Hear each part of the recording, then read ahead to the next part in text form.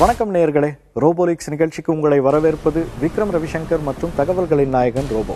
அடுத்த அரை மணி நேரமும் பல்வேறு வெளிவராத செய்திகளும் செய்திகளாக்கப்பட்ட பல்வேறு நிகழ்வுகளுடைய சுவாரஸ்யமான பின்னணி தகவல்களும் தயாரா இருக்கு. நிகழ்ச்சிக்குள் செல்லலாம். வணக்கம் ரோபோ. வணக்கம் விக்ரம். என்ன விசேஷம்? என்ன திடீர்னு நீ கேள்வி ஆரம்பிக்கிற? உன்கிட்ட தான் நிறைய விசேஷம் இருக்கும். நான் கேள்வி கேட்குற சாதாரண ஆள் ரோபோ. அப்படி சாதாரணமா சொல்லிட முடியாது விக்ரம். நீ கேட்குற, நான் சொல்றேன். இருந்தாலும் கேள்வி கேட்கறதுக்கும் கொஞ்சம் ஞானம் வேணும் இல்லையா? முடியல ரோபோ, நம்ம நேராக மேட்ரிக்கே போயிடலாம். முதல்ல கைவசம் என்னென்ன இருக்குன்னு சொல்லு. தமிழக அரசியல் சூழலை குறிவச்சு தாமரை கட்சி நடத்த இருக்கிற நாடகங்களும் தமிழக கட்சிகளுடைய தற்போதைய நிலைப்பாடு தொடர்பான பின்னணி தகவல்களும் இருக்கு. அதோட மலையாள நடிகர் கைதுக்கு அப்புறமா தொடர்ந்து வெளியாகிக்கிட்டு இருக்கிற அதிர்ச்சி தகவல்கள், அப்புறம் இன்னும் பல வழக்கமாக சொல்லுவியே. சரி, முதல்ல தாமரை கட்சியின் அடுத்த கட்ட ஐடியாக்கள் என்னன்னு சொல்லு, கேட்போம். ஜனாதிபதி தேர்தல் முடிஞ்சதும் அதை செய்வாங்க இதை செய்வாங்கன்னு சொன்னியே. செய்யத்தான் போறாங்க. முதல் கட்டமா நம்ம மாநிலத்துல கட்சியை வலுப்படுத்த மாவட்டந்தோறும் நிகழ்ச்சிகள், பொதுக்கூட்டங்கள்லாம் நடத்துறதுக்கு நிதி ஒதுக்கி இருக்காங்க. தேர்தல் நேரத்தில் மட்டும் தொகுதிக்கு இவ்வளவுன்னு நிதி ஒதுக்கி பிரயோஜனம் இல்லைன்னு புரிஞ்சுக்கிட்டாங்க போல. சரி, சுமாராக ஒரு மாவட்டத்துக்கு எவ்வளவு ஒதுக்க போறாங்க? ஆவரேஜா 3 கோடி ரூபாய் வரைக்கும் ஒதுக்கி இருக்கிறதா தகவல். செப்டம்பர் மாசம் தாமரை கட்சி தேசிய தலைவர் தமிழகத்துக்கு வர்றாரு. அதுக்குள்ள என்னென்னமோ நடக்க வாய்ப்பு இருக்குன்னு பேசிக்கிறாங்க. குறிப்பா சூரிய கட்சிக்குள்ள குழப்பத்தை உண்டாக்குற திட்டம் இருக்கான். சூரிய கட்சியில எப்படி குழப்பத்தை உண்டாக்க முடியும்? உண்டாக்கி என்ன செய்ய போறாங்க? அவங்க டார்கெட் இலை கட்சி தானே. இலை கட்சியோட தேர்தல் கூட்டணி தான் அவங்க டார்கெட். எதிரணி பலம் இழந்தாதானே வெற்றி பெற முடியும். ஆனா இதெல்லாமே இப்போதைக்கு ஆலோசனை அளவுல தான் இருக்கு. அடுத்த மாசம் வர இருக்கிற அலைக்கற்றை வழக்குல தீர்ப்பு சூரிய கட்சி பெண் வாரிசுக்கு எதிராக இருந்தா அவங்கள வச்சே கட்சியை உடைக்க திட்டமா. வழக்கு முடிவு சூரிய கட்சி பெண் வாரிசுக்கு எதிராக இல்லைன்னா என்ன செய்வாங்களாம்? எப்படி இருந்தாலும் அவங்க கூட்டணி இலை கட்சி கூடதாங்கிறதுல தேசிய மேலிடத்துல உறுதியா இருக்காங்களாம். அப்போ மாநில நிர்வாகிகளுக்கு இதுல உடன்பாடு இல்லைங்கிற? கற்பூர மாதிரி கப்புன்னு பத்திக்கிறிய. உண்மைதான் விக்ரம்.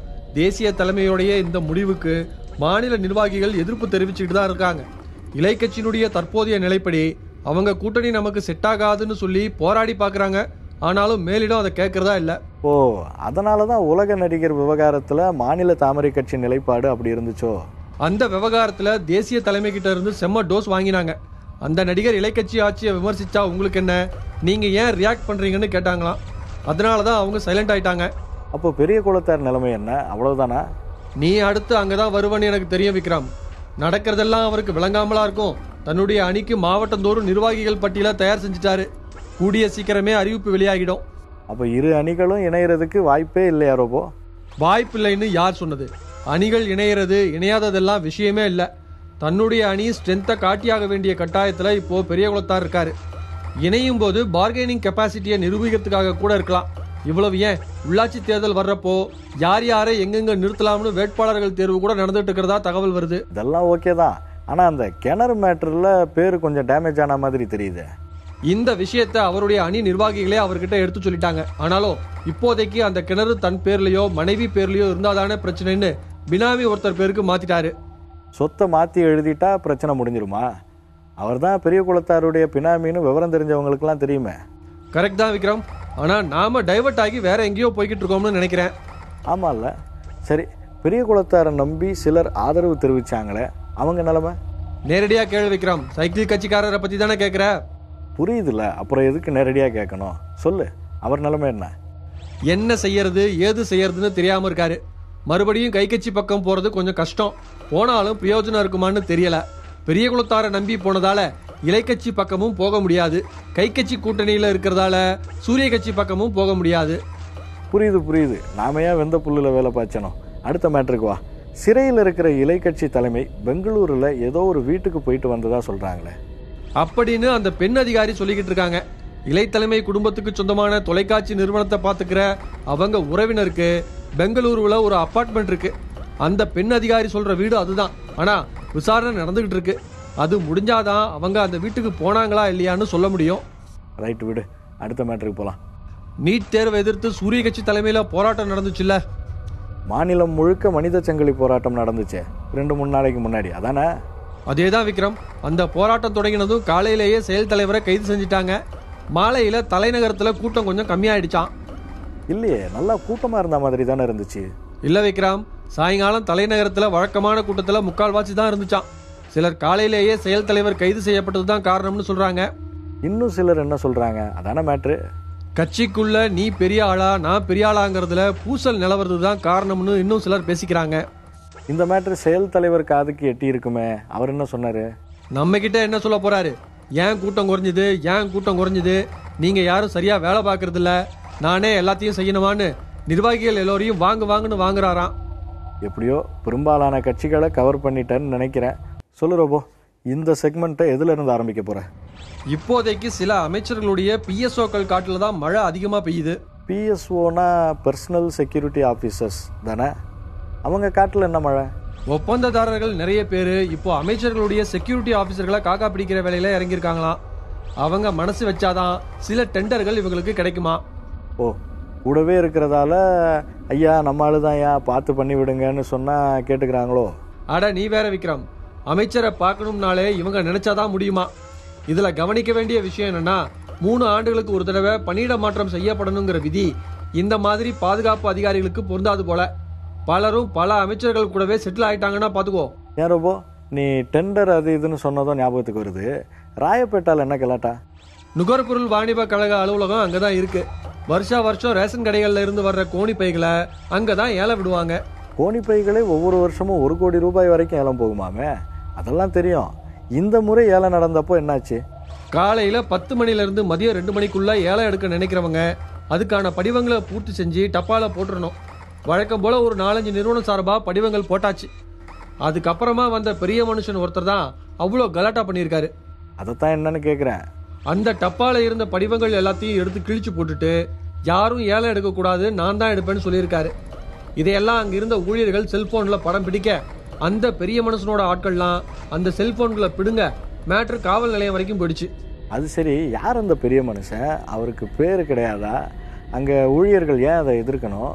இலை கட்சியினுடைய மாவட்ட நிர்வாகி ஒருத்தர் தான் அந்த பெரிய மனுஷன். கலையானவர். போன வருஷமும் அவர் தான் ஏலம் எடுத்திருக்காரு. வழக்கமா தனியார் நிறுவனங்கள் ஏலம் எடுத்தா அங்க இருக்கிற ஊழியர்களுக்கு கமிஷன் கிடைக்கும். இவர் போன வருஷமே 10 பைசா கூட கொடுக்கலையாம். அதனாலதான் இந்த எதிர்ப்பு கலாட்டா எல்லாம். ஓகே ரோபோ, அடுத்த மேட்டருக்கு போலாம். காக்கிகளை பத்தி இன்னும் இன்னைக்கு எதுவும் பேசலன்னு நினைக்கிறேன். அதுக்கு என்ன, பேசிட்டா போச்சு. கூடிய சீக்கிரம் காக்கித்துறையை மிகப்பெரிய சவாலை சந்திக்க வேண்டியது இருக்கு விக்ரம். உலக காக்கிகள்ல 2வது இடத்துல இருக்கிற நம்ம காக்கிகளுக்கு அப்படி என்ன பெரிய சவால்?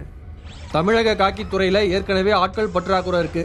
அரசு சார்புல பணியிடங்களை நிரப்ப எந்த நடவடிக்கையும் எடுக்கப்படல. நானும் கேள்விப்பட்டேன் ரோபோ, சில ஸ்டேஷன்கள் முக்கிய அதிகாரிகளே இல்லாம செயல்படுதாமே. ஆமா விக்ரம், கிரைம் அதிகாரிகளே இல்லாத ஸ்டேஷன்கள் தான் இருக்கு. இந்நிலையில 1984 இருந்து 87 வரைக்கும் வேலையில சேர்ந்த 10,000க்கும் மேற்பட்ட காக்கிகள் வர்ற 2018-19 ஆண்டுகள்ல பணி ஓய்வு பெற போறாங்க. ஐயோ, ஏற்கனவே அவங்களுக்கு பணிச்சுமை அதிகமா இருக்கிறதா சொல்லப்படுது. இன்னும் 10,000 பேர் குறைஞ்சா அவங்க வேலையும் சேர்த்து மீதி இருக்கிறவங்க செய்யணுமே. இந்த பணிச்சுமையால சோர்வடைஞ்சிருக்கிற காக்கிகள் மன உளைச்சலுக்கு ஆளாகிற நிலை ஏற்படுறதுக்கு முன்னாடி புதிய காக்கிகளை நியமிக்கிற வேலை தொடங்கினா நல்லது. இப்போதைக்கு அவ்வளவுதான் சொல்ல முடியும். ஓகே, அடுத்த மேட்டருக்கு போலாம். பயிற்சி முடிச்ச காக்கிகள் ஆயுதப்படைக்கு அனுப்பி வைக்கப்பட்டு அதுக்கப்புறம் தான் ஸ்டேஷனுக்கு அனுப்பி வைக்கப்படுவாங்க. தேனி மாவட்டத்துல சிறப்பு சார்பு அதிகாரி ஒருத்தரை பார்த்து ஆயுதப்படை காக்கிகள் எல்லாரும் அலறாங்களா. அந்த அளவுக்கு ஆட்டி படைக்கிறாராம் மனுஷன். அலற அளவுக்கு என்ன பண்றாரு? பயிற்சி கடுமையா இருக்குமோ? பொதுவா ஆயுதப்படையில இருக்கிற காக்கிகளுக்கு டியூட்டி போட ஒவ்வொரு வாரமும் ஒவ்வொரு அதிகாரி அல்லது சார்பு அதிகாரி இன்சார்ஜா வருவாங்க. ஆனா கடந்த சில வாரங்களா குறிப்பிட்ட ஒரு சிறப்பு சார்பு காக்கி தான் இன்சார்ஜா வராராம். அவர் அட்டகாசம் தாங்க முடியலன்னு ஆயுதப்படை காக்கிகள் புலம்புறாங்க. என்ன ரோபோ, ஆட்டி படைக்கிறாரு அட்டகாசம் பண்றாருன்னு சொல்றியே தவிர அப்படி என்ன பண்றாருன்னு சொல்ல மாட்டியா? தன்னை நல்லா கவனிக்கிற காக்கிகளுக்கு ரெஸ்ட் கொடுத்துட்டு கவனிக்காம இருக்கிறவங்களையும் எதிர்த்து பேசுறவங்களையும் முக்கிய பிரமுகர்களுக்கு பந்தோபஸ்துக்கும் நீதிமன்றத்துக்கும் அனுப்பி வைக்கிறாராம். தொடர்ந்து அவங்களுக்கு சுமை அதிகமா இருக்கிற பணிகளையே கொடுக்கறாராம். இது வழக்கமா எல்லா அதிகாரிகள் மேலேயும் சுமத்தப்படுற குற்றச்சாட்டு தானே ரோபோ? அதிகாரத்தை நிலைநாட்ட சிலர் இப்படி செய்யறது வழக்கம் தானே? வழக்கமான குற்றச்சாட்டு தான். ஆனா மற்ற அதிகாரிகள் இன்சார்ஜா வர்றப்போ இந்த பிரச்சனை இல்ல. இவர் வந்தா மட்டும்தான் டார்ச்சர்னு புலம்புறாங்க. மொத்தத்துல தன்னுடைய ராஜாங்கத்தால எல்லாரையும் அலற வச்சுக்கிட்டு இருக்காரு மனுஷன். நெக்ஸ்ட் என்ன, ரெஸ்ட் தான். அதுக்குள்ளையா? அடுத்த செக்மெண்ட்ல பெரிய மேட்டர் ஒன்னு பேச போறோம் விக்ரம். அதனால பிரேக் போயிட்டு நல்லா ரிலாக்ஸ் பண்ணிட்டு வா. அடுத்த செக்மெண்ட் மேட்டர் என்னன்னு தான் போன வாரமே லீடு கொடுத்துட்டே ரோபோ. ஏன் ரோபோ, போன வாரம் தமிழகம் போர் அடிக்குது வேற ஏதாவது இருக்கான்னு கேட்ட ஒரே காரணத்துக்காக கேரளா பக்கம் போய் நடிகர் திலீப் கைது மேட்டரை பிரித்து மேய்ஞ்சிட்டேன். அதுலேயும் அந்த மேட்டரில் வெளிவராத தகவல்கள் இன்னும் இருக்குன்னு வேற நீ சொல்ல, நானும் சரி அடுத்த வாரம் பார்க்கலாம்னு சொல்லிட்டேன். அப்போது அந்த எபிசோடை முடிக்கிறதுக்காகத்தான் அப்படி சொன்னியா விக்ரம்? சேச்சா, அப்படி இல்லை ரோபோ, உண்மையாக தான் சொன்னேன். இப்படி லட்டு மாதிரி மேட்ரு, அதுலேயும் யாருக்குமே தெரியாத முடிச்சுக்களை சும்மா அட்டகாசமாக அவுத்து விடுற, உன்னை சும்மா விட முடியுமா என்ன? அப்போ ஆரம்பிக்கலாமா? நிச்சயமாக ரோபோ.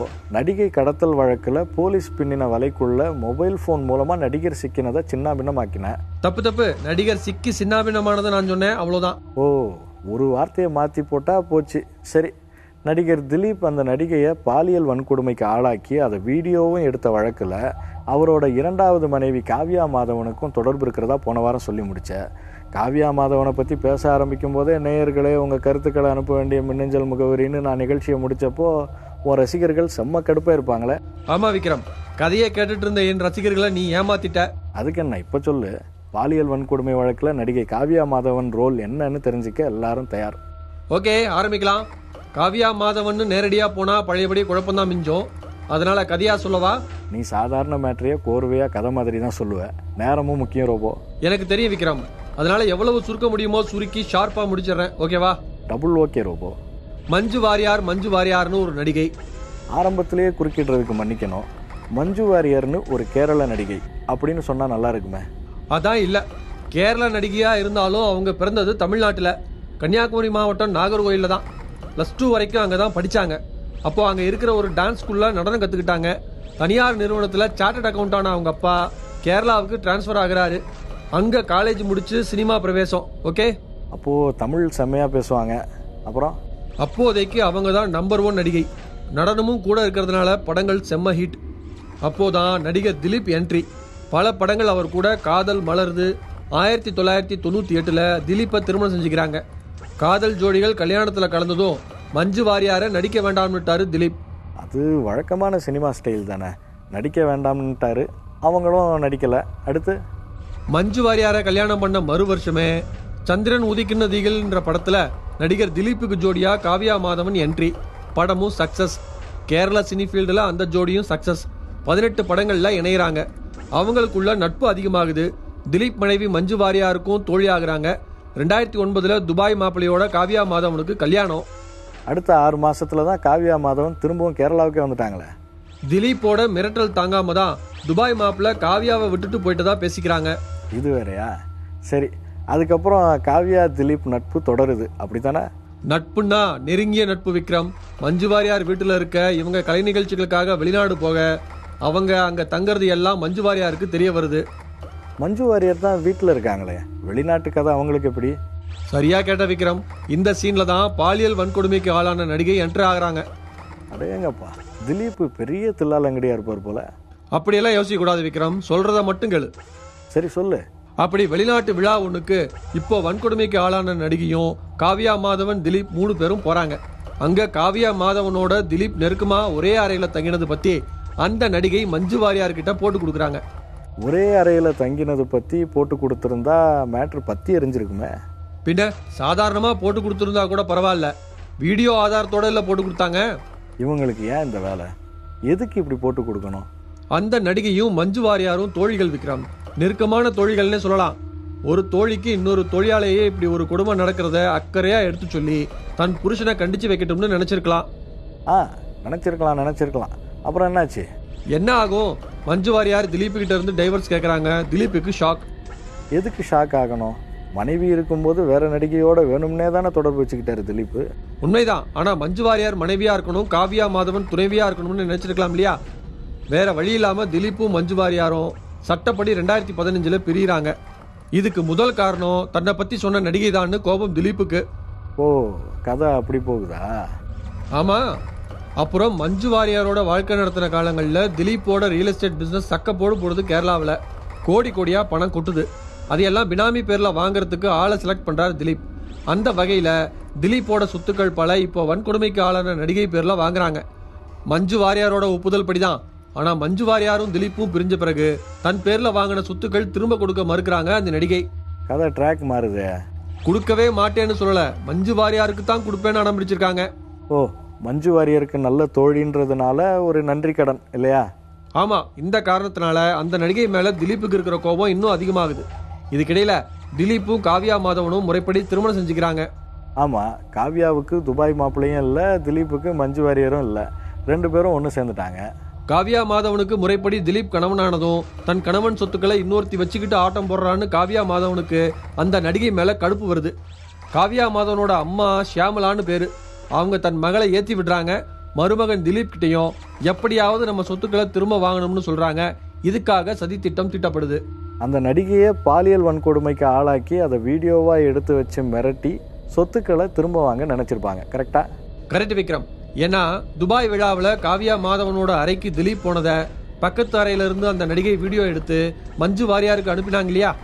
அதே வீடியோவால் மிரட்டி சொத்துக்களை திரும்ப வாங்கணும்னு காவ்யா மாதவன், அவங்க அம்மா ஷியாமலா, திலீப் 3 பேரும் சேர்ந்து திட்டின சதித்திட்டம் தான் இதுன்னு சொல்லப்படுது. புரியுதா? அடப்பாவமே, நடிகை பாலியல் வழக்கு, திலீப் கைது, காவ்யா மாதவனும் சிக்குவார்னு சும்மா சொன்னாங்கன்னு நினச்சேன். இதுக்கு பின்னாடி இவ்வளோ கதை இருந்திருக்கு பாரு. ஆமாம் விக்ரம், அந்த வீடியோ காவ்யா மாதவன் கிட்ட தான் இருக்குதுன்னு சொல்கிறாங்க. ஏன்னா வீடியோவோட மெமரி கார்டை பல்சர் சுனி காவ்யா மாதவன் கிட்ட கொடுத்துட்டு பணம் வாங்கிக்கிட்டு போனதா சொல்கிறாங்க. இப்போ அந்த வீடியோ எங்கே இருக்குன்னு யாருக்கும் தெரில, அப்படித்தானே? அந்த சொத்துக்கள் பற்றி வன்கொடுமைக்கு ஆளான அந்த நடிகை என்ன சொல்கிறாங்க? இது வரைக்கும் மஞ்சு வாரியாருக்கு தான் கொடுப்பேன்னு சொல்லிக்கிட்டு இருந்தவங்க திலீப்போட சொத்தா அப்படின்னா அப்படி எதுவுமே என்கிட்ட இல்லைன்ட்டாங்களாம். அந்த சொத்துக்கள் அவங்க பேர்லேயே இருக்கிறதால சட்டப்படி எதுவும் செய்ய முடியாத நிலைமை. அப்போது எந்த சொத்துக்காக இந்த பாலியல் வன்கொடுமை நடத்தப்பட்டதோ அது வீணா போச்சு. ஆமாம் விக்ரம், திலீப் வெட்டியாக கம்பி எண்ண வேண்டியதாக போச்சு. உயர்நீதிமன்றம் திலீப்போட ஜாமீன் மனுவை தள்ளுபடி பண்ணிருச்சு. இப்போ சிறைக்காவல் ஆகஸ்ட் 8ஆம் தேதி வரைக்கும் நீட்டிக்கப்பட்டிருக்கு. இனியும் நீளுங்கிறாங்க கேரளாவின் முதிர்ந்த வக்கீலுங்க. அடப்பாவுமே. சரி ரோபோ, இந்த வழக்கில் இனியும் யாருக்கும் தெரியாத புது தகவல் ஏதாவது உண்டா? நிறைய இருக்கு விக்ரம். தினமும் திலீப் மேல ஒவ்வொரு குற்றச்சாட்டா வந்துகிட்டே இருக்கு. பயங்கரமான ஆளா இருந்திருக்காரு மனுஷன். காவ்யா மாதவன் கைது செய்யப்பட்டா பல திருப்பங்கள் இந்த வழக்குல வரும்னு கேரளாவே உற்று நோக்கிக்கிட்டு இருக்கு. எப்படியும் அந்த வீடியோவை கைப்பற்றியே ஆகணும்னு கேரளா போலீஸ் வேற துடிப்பா களம் இறங்கியிருக்காங்க. Super robot. நடிகை கடத்தல்ல காவ்யா மாதவன் பங்கு பத்தி சொன்ன உன்னோட ரசிகர்களுக்கு அடுத்த வாரம் என்ன கொடுக்க போற? நிறைய ரகசியங்கள் இருக்கு விக்ரம். திலீப் அந்த நடிகையை பினாமியா செலக்ட் பண்ணதுக்கான காரணம், இன்னும் பல நடிகைகள் கேரளாவில் இவங்கள மாதிரியே மாட்டிக்கிட்டு வெளியே சொல்லாமல் இருக்கிறது, திலீப்பை விட்டு கொடுக்க மாட்டோம்னு சொன்ன நடிகர் சங்கம் கைவிரிச்சதுக்கான காரணம், குறிப்பா கலாபவன் மணி மர்ம மரணம், இப்படி அடுக்கிக்கிட்டே போகலாம். ரைட்டு, அதெல்லாம் அடுத்தடுத்த நிகழ்ச்சியில் பேசிக்கலாம். இப்போ கிளம்பலாம். நேயர்களே, நம்ம நிகழ்ச்சி தொடர்பான உங்கள் கருத்துக்களை robo@newgenmedia.in மின்னஞ்சல் முகவரிக்கு எழுதி அனுப்புங்க. மற்றொரு நிகழ்ச்சியில் சந்திக்கலாம். நன்றி.